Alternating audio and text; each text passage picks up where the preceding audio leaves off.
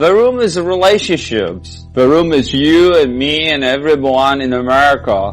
What are you talking about? The room is different cookie cutter from Hollywood. Yeah, man, you never know. People are very strange these days. What's going on? Welcome to The Room Minute. The podcast where we get obsessed with the cinematic classic The Room. 1 minute at a time. You have no idea what kind of trouble you're in here, do you? Why are you so hysterical? We always wanted people actually talk about it. I did not hit her. It's not true. It's bullshit. I did not hit her. I did not. Oh, hi, Mark. Oh, hi, Allison. Hi, Rob. Oh, hi, listeners. We're here to talk about Minute 3.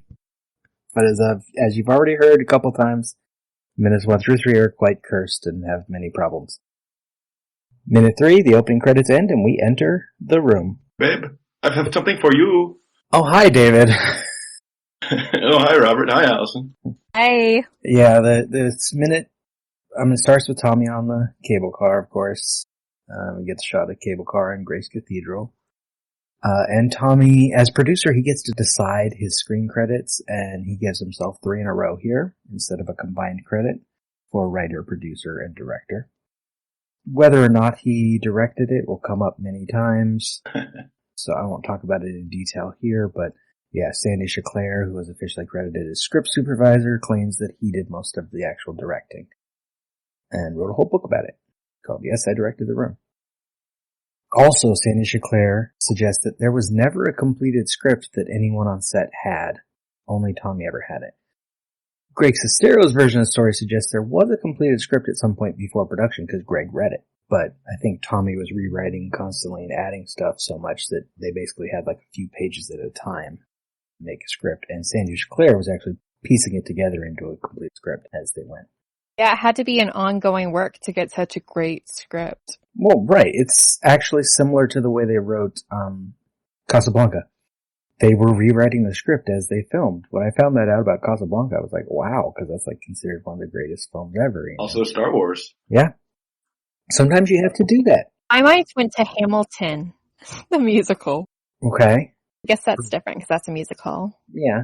But also musicals do work that way. That when they are workshopping it, they are rewriting and rewriting as they go. They have songs that they end up cutting before they make it onto like proper like Broadway show and that kind of thing. Because you got to figure out your energy. Figure out your actors. I think the difference here was that Tommy probably never, and you can correct me on this, Rob, but Tommy probably never really ran it by anybody.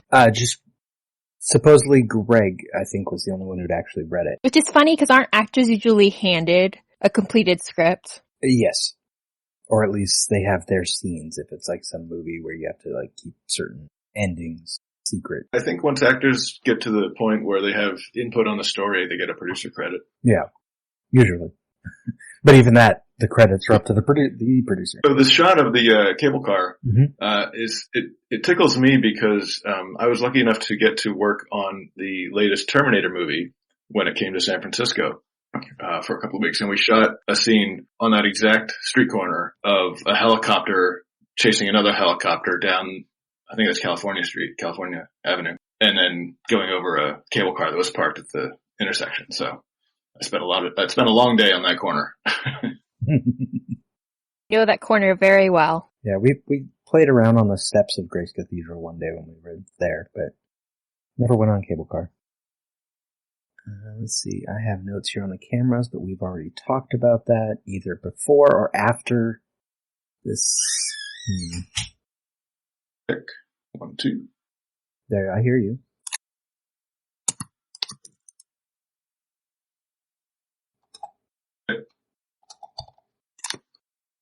We just get into the scene when he enters. Yeah, hold on. David's having an audio problem. As happens with minutes 1 through 3. First. Glad it's not me this time. I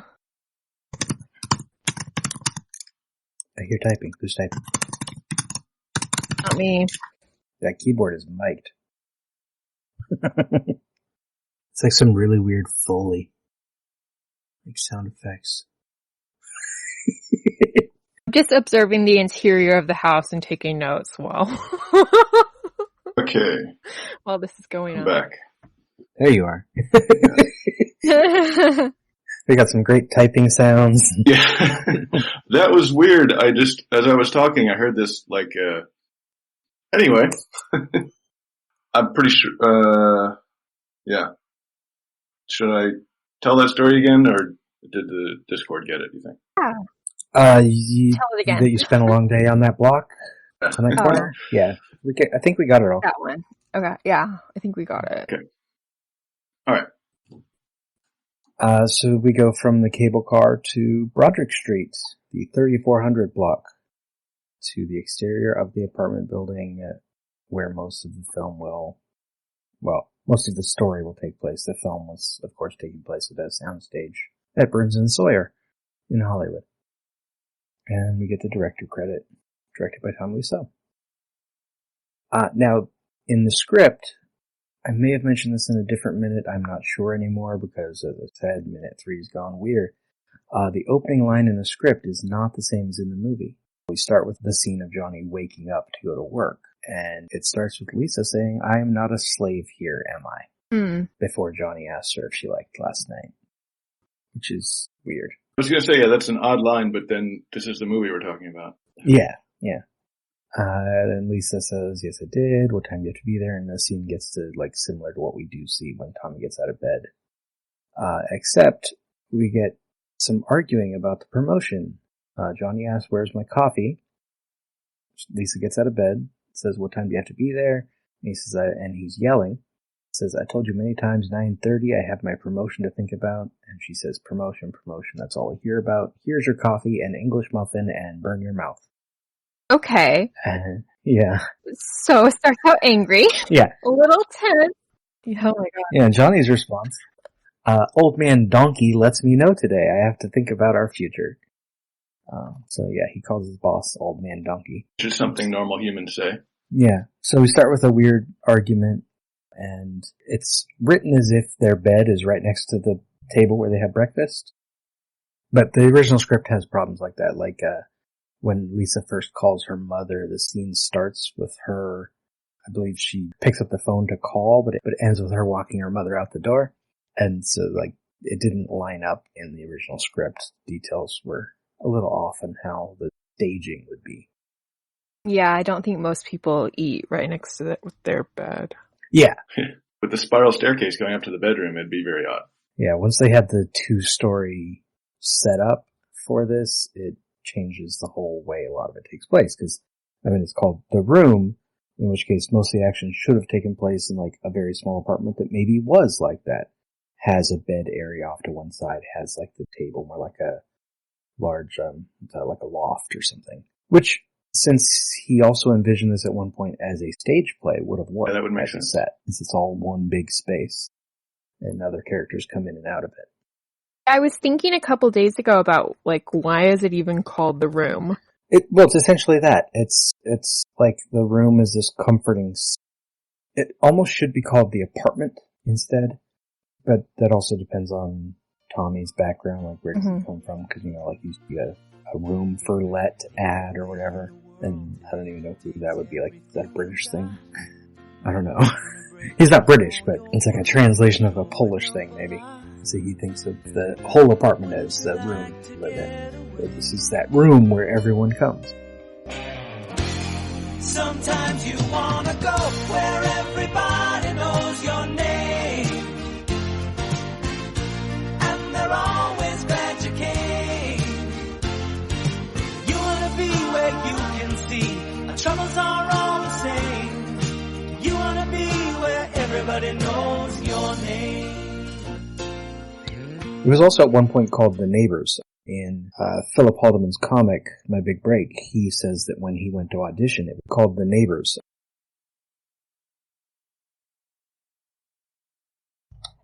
On sound? Yeah. There's a lot of cutting in and out. Okay, if you're still talking, I can hear you. I heard that. Did you hear me say I heard that? Okay. Not hearing anything, basically. I heard you say I heard that. Yeah, I heard you say I heard that. Yeah, you lost the beginning of it. Where are we? Oh, the actual opening scene. Didn't you said that this was originally called The Neighbors? Didn't he have another show called Neighbors at some point? Yes, that almost it came later. Happened. No, it did happen. It did. was even on Hulu for a little while. Oh wow! And I believe I own it on DVD. Watched it. I've seen a couple episodes of it. It's a much worse version of this, where like he's like the landlord of this apartment building, and there's all the weird, wacky characters that come in and out. And there is throwing. I think it's a basketball, not a football, that gets involved a few times. If you got a good idea, keep going. Keep going with it. Oh, right. You know, you mentioned it was intended to be a stage play, and it really sounds like it would have worked a lot better as a stage play. With the, maybe the one big room and people coming and going. Yeah. And then it makes more sense that people walk in and out because that's how a play goes. People come in, it's their scene. They have to leave for their scene to end. So it would probably feel less awkward. Yeah. There's a lot more suspension of disbelief in plays, so. Yeah. So for the actual opening scene, well, second 19, Johnny opens the door and you can actually see a car parked outside through the crack. This is the Burns and Sawyer parking lot. I'm not sure if otherwise we're supposed to think that they live on the bottom floor of that apartment building. I always took it to mean that. Maybe. And the one thing that isn't very clear in the movie, we know that probably Denny lives in the same building, obviously. Greg is supposed to live in the same building as well, which is why he hangs out on the roof. And I suppose Peter does too, since he also goes up on that roof. So it is more like The Neighbors, and it's all these people that live together. I'm sad that I'm not going to be on a minute with the roof, because that's such a wonderful set. You mean the Burns and Sawyer parking lot with some walls set up? Yeah. Even though they had access to a roof in San Francisco? Yeah, but you ever try shooting dialogue on a roof in San Francisco? Good luck, man. Well, they had to ADR a lot of their dialogue anyway. That's their true. Parking lot was next to, it's on La Brea in Hollywood. It's a busy street. Point. And the shots of the city from the roof were filmed on the roof of Tommy's building in San Francisco. We haven't gotten to the actual scene as it happens, though. Johnny does, of course, come home and surprise Lisa with a gift. With one of a classic opening line. I think you already said it when you came in, David. Hi, babe. I have something for you. Yeah, it's a hell of a first line of dialogue. It establishes the character. This is how he's going to talk. This is who he is. And the first thing we get is him giving a gift to Lisa, so it tells us about their relationship. Yeah, I love the fact that he did the same trope of in movies and TV shows that nobody actually wraps a gift. They wrap the box and the lid separately, so you can just take off the lid. Yeah. Which you can get that done at fancy shops where they'll wrap things for you, but I've never actually seen a gift wrapped that way in reality. I think I'm going to do that from now on. It's nice. You don't have to rip anything. You just open it. I just do it once and keep reusing the box. What's weirder is not that people wrap it that way, but that other people open it that way. I would look at the gift and not assume it's wrapped that way. I'd just rip it and be like, why isn't this working? So, of course, he's giving her a dress, and she asks if she can try it on now. And she goes to try it on. And that's basically this minute. It's not much. It's our last establishing shot with the apartment before we go in, and then we meet them. It's better than the scripts. Yeah, it's better than the opening script scene. With the, yeah. That I'm not a slave. What does that even mean? Much prefer the high. Well, right, and he doesn't even answer her, so it's like a non sequitur. Like she just wakes up every morning and she just wakes up every morning. Yeah, maybe that's she how wakes up every morning. Existential horror. Yeah, this is the Lisa of the script. She's having an existential. It's an existential horror film for her.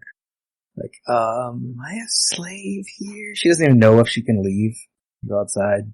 That's why she just calls people, has them come over. Yeah, she's not allowed to leave. The dialogue here, I mean, granted, obviously the dialogue in this movie is front to back is terrible, but even in the first minute of dialogue, they just keep repeating it, right? I have something for you. What is it? Just a little something. And then, should I try it on now? Sure, it's yours. Wait right here. I'm going to try it on right now. It's like, Yeah. Oh my god, this is serious first draft stuff. And it's not even, like multiple take problem, like with the pizza scene later, where she asks if she should order a pizza and like asks about the promotion, and then you get a different shot where she says, oh, you didn't get the promotion, didn't you? And it feels like it was two different takes that they just were kind of ad-libbing almost the dialogue. I think it's the same shot that she says, I'm going to try it on right now. It's like, something weird going on. Do you not talk like that though? Do you not just repeat? So I always repeat what someone says in my sentence. Like how you said we're going to record, and I'm like, okay, we'll record now then. And, you know. Any other notes on the content of the minute? I took some notes on the interior of the house. Oh, we'll get that all over the place. What do you got for us? What do you have? So there's lots of colors going on. I noticed that the pink and orange artwork, it's just like solid color. Let me see. I'm trying to get to... Yeah, it's like wavy. It's in second 25. You see pink and orange artwork behind him, and then you see that there's like this weird pipe thing going down the wall. Yeah, these it's like a column, but it's not a full column because the back of it's cut off, but so it can like rest against the wall, but it's not actually against the wall. There's a gap. This apartment it's like someone had some weird idea of what a well-off person's apartment would be decorated like. It's an ugly apartment. And then there's a red wall and red curtains. Sure, because red's the color of love. Yep, it's the color of passion. Built a set for a short film that I made a while back, and I went to the dumpster and got free buckets of paint because basically they take the paint that people leave at the dumpster and they mix it all together in different buckets and then give it away. And so it's like random color, purple-ish, and this feels like that. Reddish. Yeah. The leftover paint? Yep. Well, buy the cheapest paint you can. That's what it looks like. I mean, candles everywhere. Mm-hmm. Not as many down here as upstairs, but... Remember, when I was in college and trying to seduce girls, man, candles was the ticket. And there's that one candle that, I think they may have only had one where it's the wide circle with 3 wicks. Huh? And we see it downstairs. We see it upstairs like a couple times. It moves around. Like they really like the look of that candle. Candles and spoons are the way to a girl's heart. Take note. Candles and spoons. Well, you could literally get to a heart with. Are you guys still there? Yeah, I was muted for a second. Anything else? I think that's it. Notes from a midnight screening. Then for notes from a midnight screening, we get Tommy, of course, finally. So people scream Tommy. When they get to directed by credit, you get lots of applause. And when he says he has something for her, they ask, is it a pizza? And he says, just a little something. Someone will say, it's a pizza. And she actually says that it's beautiful before she has looked at it. So someone in the audience points out, you haven't eaten it yet. Makes sense. She says, can I try it on now? Someone says no. And when she kisses him, someone will say, ew. They say ew, but the reason is because he's kissing her, not the other way around. The audience loves Tommy, does not like Lisa. Which, the last note from the midnight screening here is a big one. And we'll get back to it next minute. As Lisa comes down the stairs, with every step, the audience is going boom, boom, boom. Because, of course, Lisa's a huge, fat, horrible thing. Is that the gag in the audience screening? Oh, totally. Yes. I was actually, at first I was like, oh, they're being kind with the pizza thing. Because I wasn't even thinking it was like a fat thing. I was almost shocked they didn't say, is it a dress for a fat person? Is it a pizza? But then I realized that's not a fat joke. The audience is not nice to Lisa with the boom, boom, boom when she walks. Or when she kisses Greg, you get the like she's trying to eat him. Now, it is our first Friday show. So, David, you get to offer up the first bad movie worth watching. I know it. It all sounds like some bad movie. Bad movie of the week.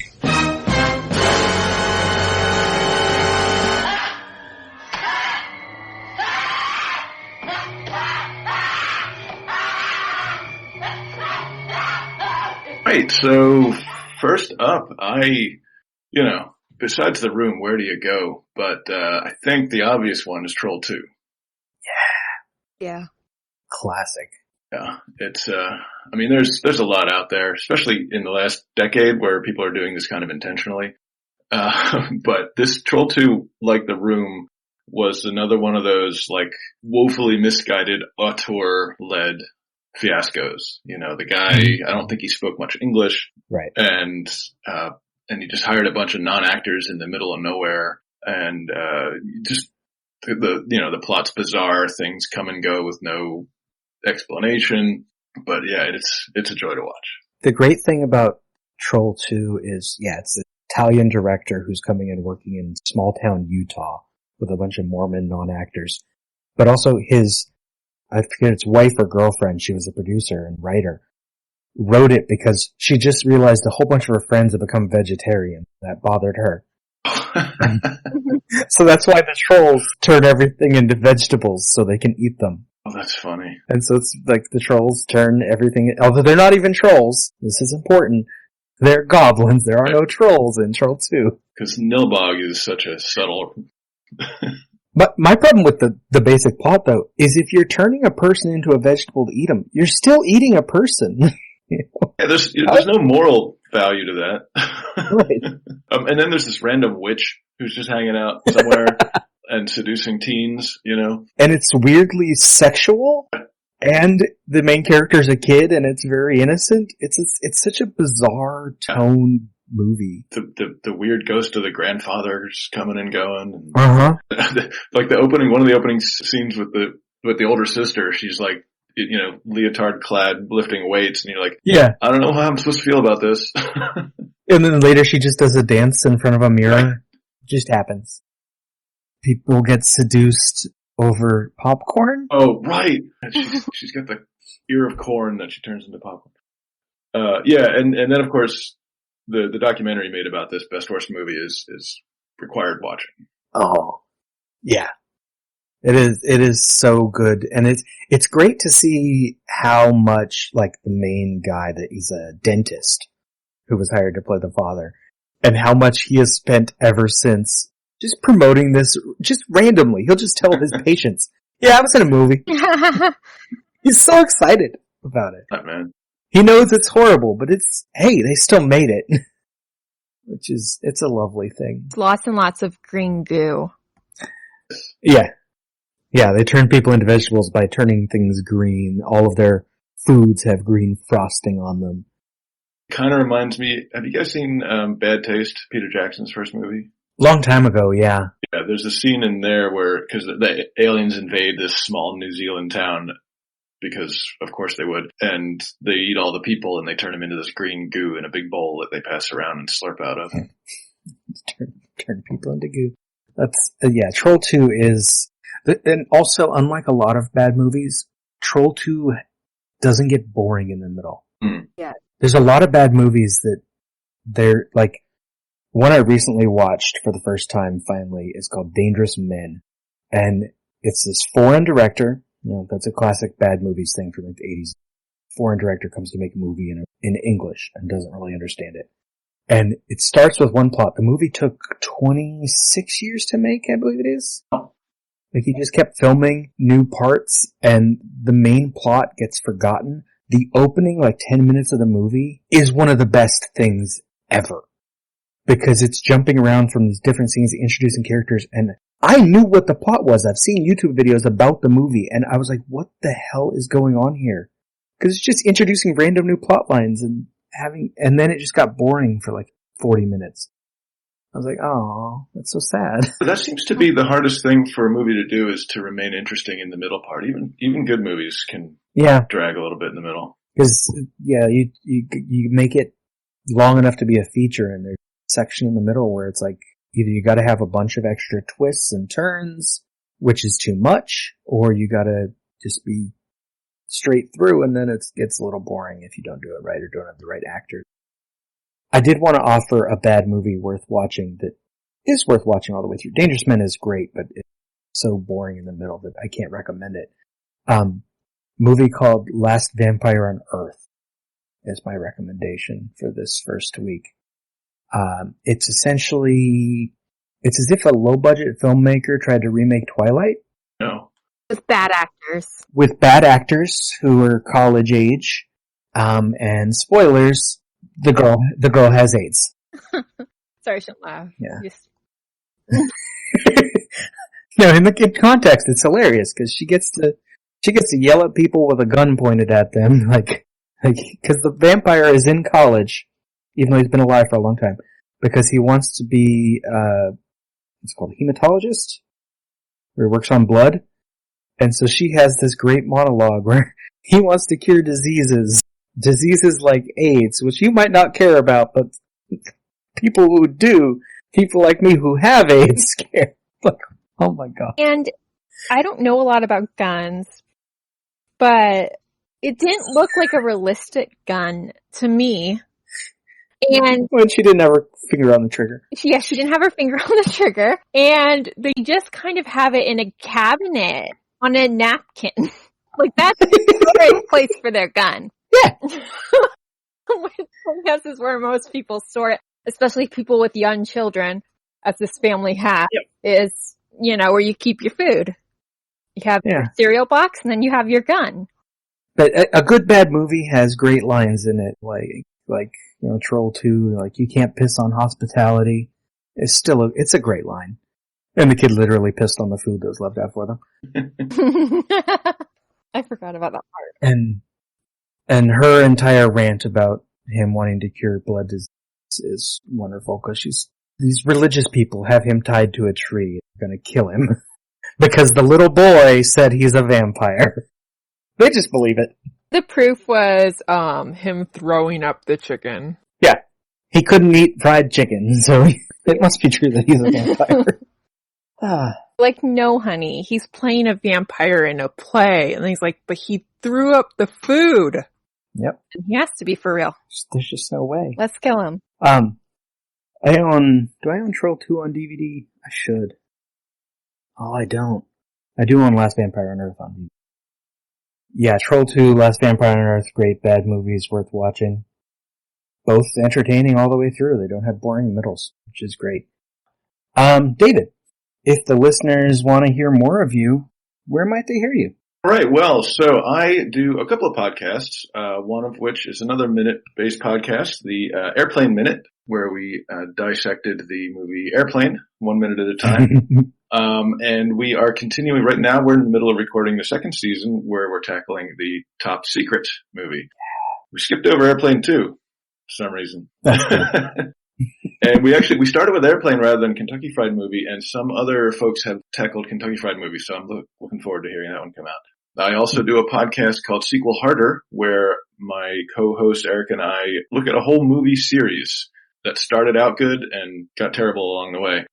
We started off with Die Hard, and we've covered a whole bunch of stuff. So you can find all that stuff wherever you get your podcasts, or over at neozaz.com, which is our hub for all the podcasts that we do there. But there's nothing wrong when people make fun of the project, in this case, The Room. The Room Minute is a production of Lemming Drops Studio. You can find more content at lemmingdrops.com. Follow The Room Minute on all the obvious social media. If you've got any stupid comments after the show, you can leave them in your pocket on Facebook. If you like what you hear, throw us a rating and a review on your podcatcher of choice.